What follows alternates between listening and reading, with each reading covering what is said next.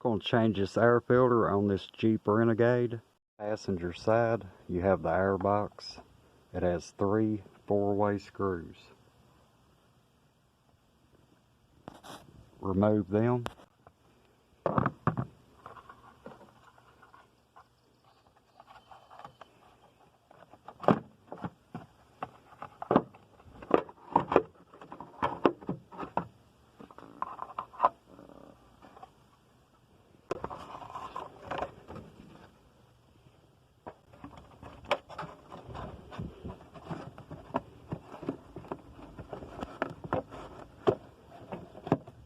Insert the new one, make sure it seals all the way around.